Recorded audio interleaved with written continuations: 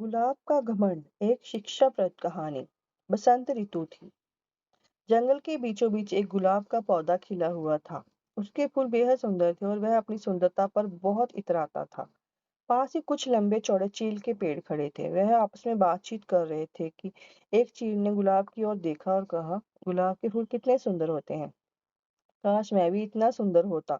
दूसरे चील ने उसे समझाया, मित्र, हर किसी के पास सब कुछ नहीं हो सकता। तुम्हारे पास मजबूती है, ऊंचाई है, छाया है, और वह भी कम सुंदर नहीं है। गुलाब ने यह बात सुन ली और अपने सौंदर्य पर और अधिक घमंड कर बैठा।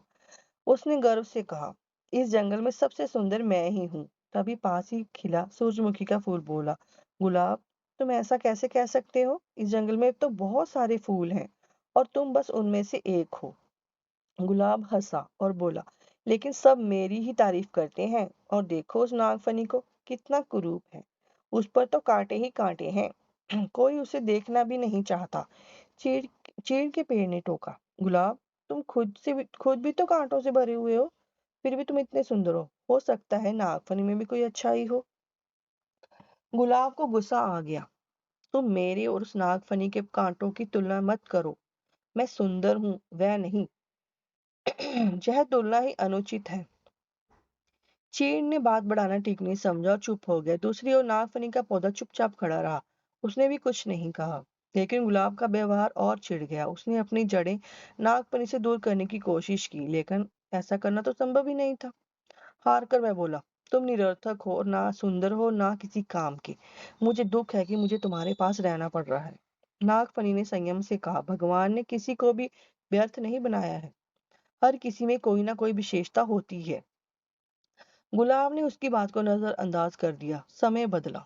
बसंत ऋतु बीत गई। अब भीषण गर्मी का आगमन हो गया। तेज धूप से जंगल में कई पौधे सूखने लगे। गुलाब भी मुरझाने लगा। उसकी पत्तियां पीली पड़ने लगी और जड़ें सूखने लगी। एक दिन गुलाब ने देखा कि एक छोटी चिड़िया नागफनी पर बैठी है और अपनी चोंच उस पर गड़ा रखी है।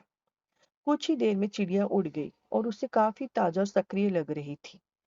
गुलाब ने हैरानी से पास खड़े हुए चीड़ से पूछा, ये चिड़िया नागफनी के पास क्या कर रही थी? चीड़ ने कहा, वह नागफनी के अंदर जमा पानी से अपनी प्यास बुझा रही थी। गुलाब चौंक गया, क्या नागफनी को दर्द नहीं हुआ? जरूर हुआ होगा, चीड़ ने जवाब दिया, लेकिन नागफनी ने उसकी मदद की क्योंकि वह दूसरों की तकलीफ को समझता है। गुलाब उदास हो गया, तो इस गर्मी में केवल नागफनी के पास पानी है और मैं सूख रहा हूँ। चीड़ ने सुझाव दिया, तुम नागफनी से मदद मांगो, वह जरूर मदद करेगा। गुलाब झिझका, क्यों? उसने तो नागफनी का अपमान किया था। लेकिन अपनी हालत देखकर उसने हिम्मत जुटाई और नागफनी से मदद मांग ली। नागफनी मुस्कुराया और बोला, तुमने मुझे जो कहा मैं भूल चुका हूँ। मैं तुम्हारी मदद जरूर करूंगा। इसके बाद वही चिड़िया आई और नागफनी से पानी लेकर गुलाब की जड़ों में डालने लगी। कुछ ही दिनों में गुलाब फिर से हरा भरा हो गया। अब उसे अपनी गलती का एहसास हो गया था। उसने नागफनी से माफी मांगी। इस कहानी से हमें यही सीख मिलती है कि किसी को उसके रंग रूप से नहीं आंकना चाहिए। उसकी असली सुंदरता उसके व्यवहार और उपयोगिता में होती है। भगवान ने हर जीव में कुछ विशेषता दी है। घमंड ना करें। हमेशा एक दूसरे की मदद से ही जीवन चलता है। धन्यवाद।